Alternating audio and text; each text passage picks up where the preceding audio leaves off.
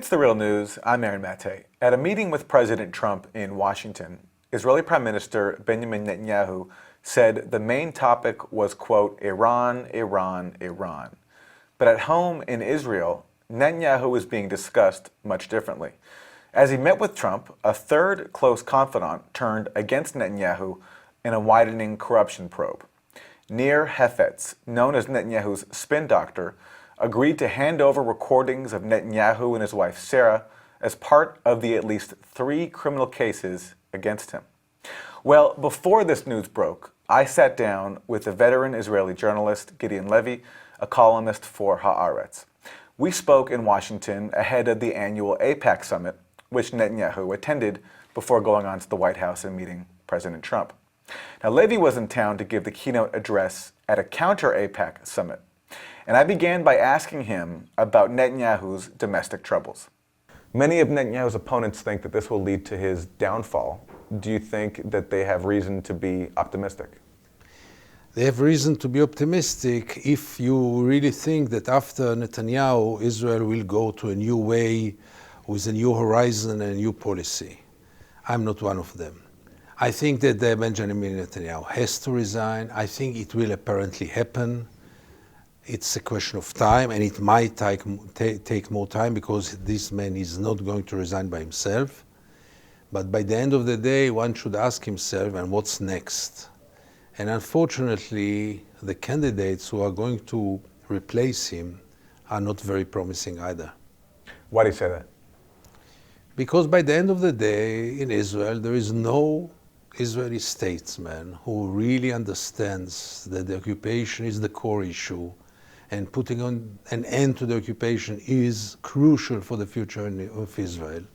Israel and its politicians are dealing with minor issues, and corruption is not minor. But the real corruption of Israel is the occupation, not the stealing cigars and champagne. So you should fight the small corruption. But when it becomes the exclusive battle, then it's a reason for worry.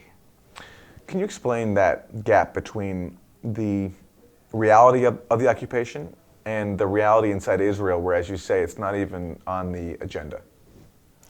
I cannot recall one society which lives in such denial like the Israeli society. Anyone who comes over can't believe it. In which denial we live there in Tel Aviv, in Jerusalem, in Haifa, and other places. The occupation is totally not on the table anymore. Nobody deals with it. Nobody cares about it. As if this big elephant which sits in our room does not sit there because we don't look at it. And by the end of the day, anyone who comes from the outside is amazed because the occupation is still a big issue all over the world, except of one place in the world, Israel. In Israel, the occupation is not such a big deal. As a matter of fact, it's not even an issue. Many even deny that there is an occupation, as many deny that there is a Palestinian people. This is unbelievable. In your speech today, you talked about the Israeli mentality, what you think underpins this ability to ignore the suffering of the people literally right next door, in which their government is causing, their government is occupying.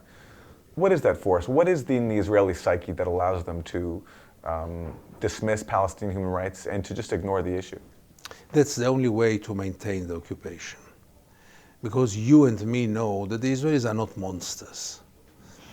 They're normal people, by and large. It's very hard to live in peace with a reality like the reality in the occupied territories, with all the brutality, the racism, the militarism, the way you handle human beings like garbage. It's very hard to live in peace with this when it is on a daily basis, half an hour away from your home. So Israel had defended itself with some kind of walls of denial. And the media is the main actor in creating those walls of denial.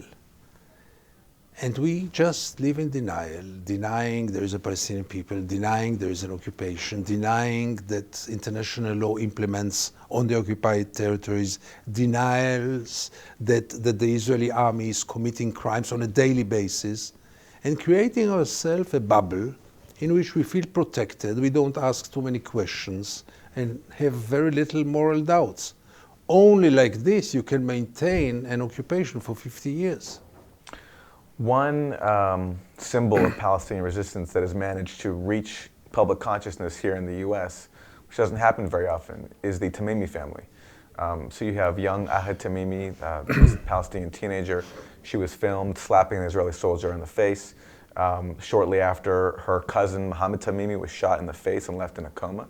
She is still in an Israeli military prison, although that was months ago now. It was in December. Now we're in March. Just this week, the Israeli military claimed that Mohammed Tamimi had confessed, quote unquote, that it was not an Israeli assault that left him in a coma with serious brain injuries and his face wounded, but actually that he fell off his bike. Was that, well, first of all, can you explain what happened there with that story? And did that story convince Israeli society? Do people believe that story? If you want to prove to how low did Israeli society get, the Tamimi story is the story. Because if even Ahed Tamimi, this good-looking, blonde girl who looks like the Israelis, who looks like the neighbor in the front door, in the opposite door, or the daughter of your friend, if even her fate didn't touch Israelis at all, and the Israelis couldn't care less about her, if even she is labeled as a terrorist and didn't create any real debate in Israeli society, then you understand in what level of brainwash and moral death the Israeli society is in. Ahed Tamimi, I know her, I know her family. I met Muhammad after he was shot.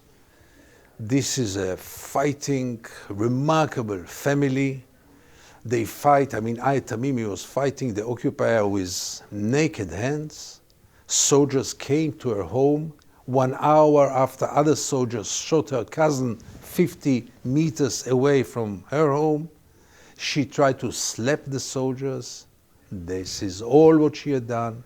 And in Israel, she's labeled as an enemy, as a cruel girl, as a terrorist, as someone who should spend the rest of her life in jail. Even liberals? Even liberal Israelis? Who are liberal Israelis? There are some liberal Israelis, but the real liberals are much less than those who claim that they are liberals. Because those who claim that they are central left, by the end of the day, they are the biggest supporters of the occupation. They say, let's put an end to the occupation, but we don't have a partner. Let's put an end to occupation, but not now.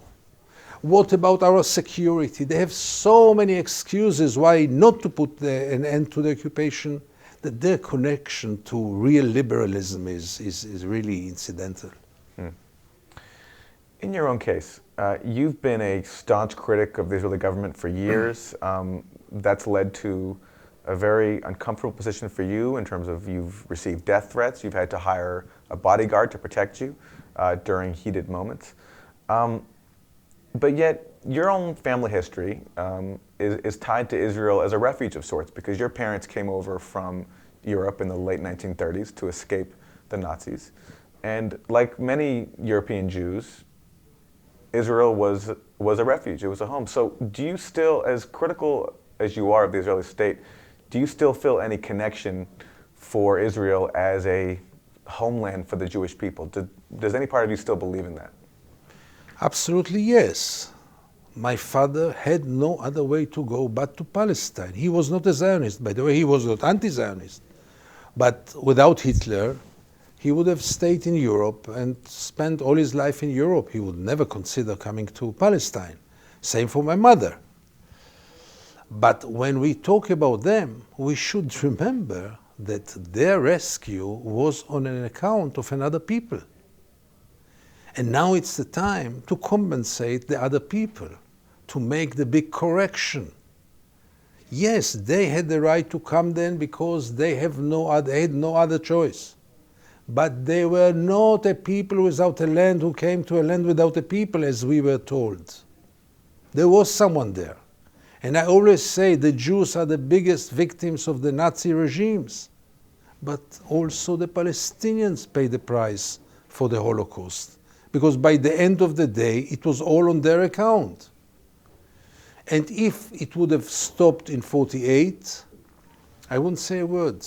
If we would have created a just reality after 48, as much justice as you can achieve. You can never achieve total justice. Because total justice means that I will leave Israel and all the Jews will leave Israel. Where will they go? You create a new injustice. You create new refugees. So by the end of the day, if Israel would have been taken accountable for the Nakba, if Israelis would understand that they did something very wrong to the Palestinian people and now it's time to correct, to compensate, to apologize, to take accountability. But all this never happened because Israel never stopped the 48 policy. Well, in part two of this conversation, we're going to talk about what could be done from the outside to pressure Israel to finally end the occupation and provide some semblance of justice to the Palestinians as we get to the critical role of the U.S. My guest is Gideon Levy. Join us in part two.